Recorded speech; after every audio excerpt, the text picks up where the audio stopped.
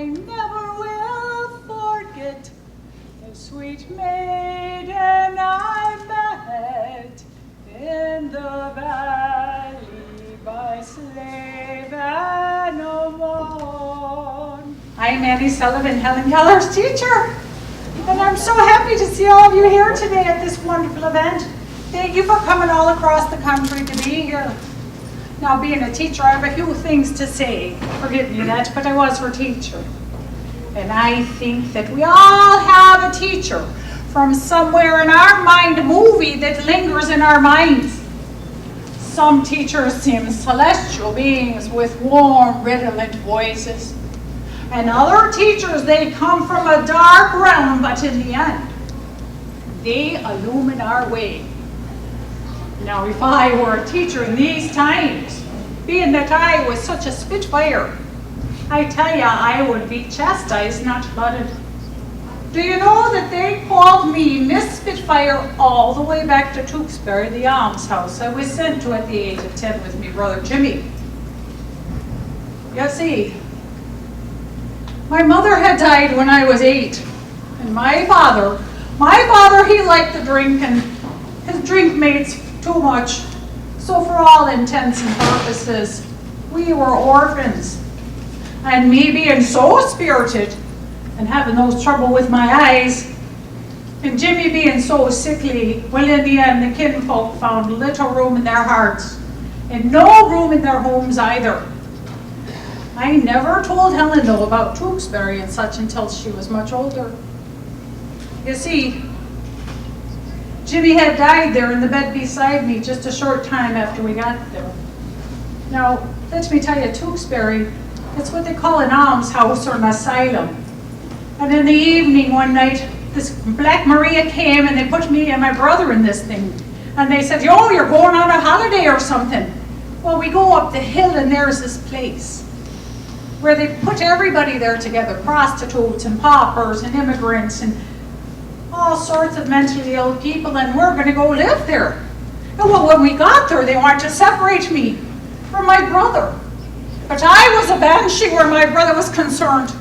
And I carried on so that they relented and they let me wee brother stay by my side. It gives me some comfort that he took his last breath there.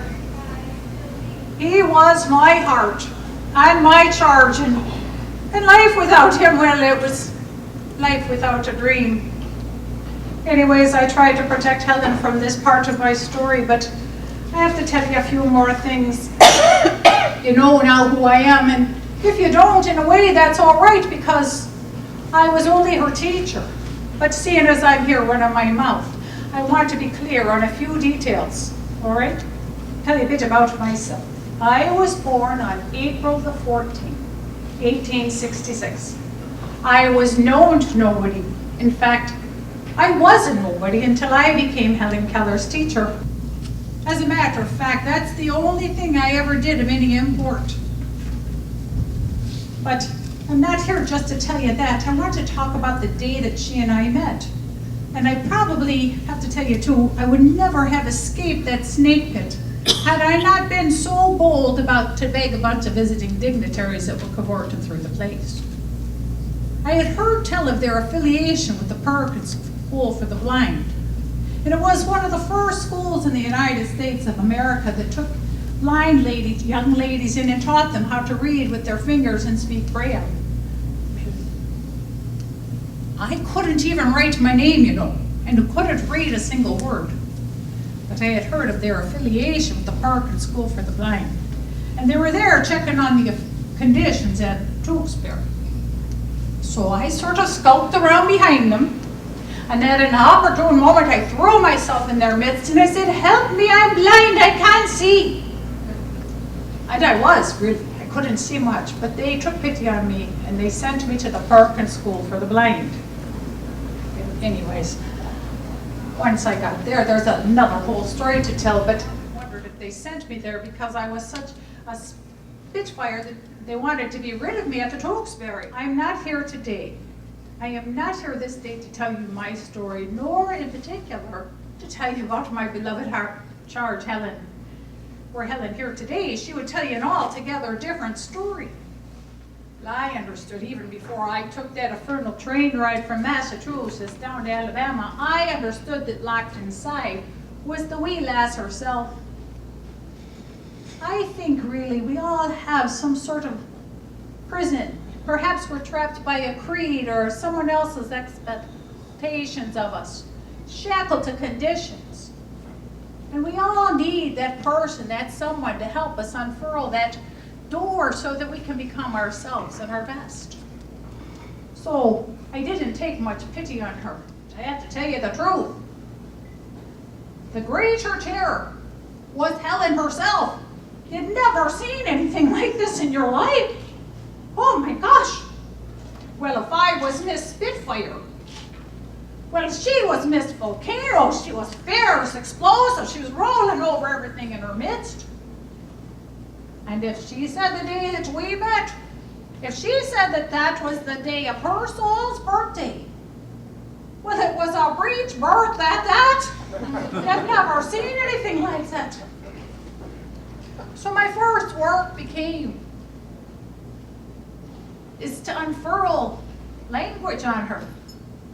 Well, before I could unfurl language on her, I had to teach her to settle down a bit. And that's why I bring up this question of who's that person? Who's inside? I didn't say just be this, just do this. I had to come to understand my charge and her nature.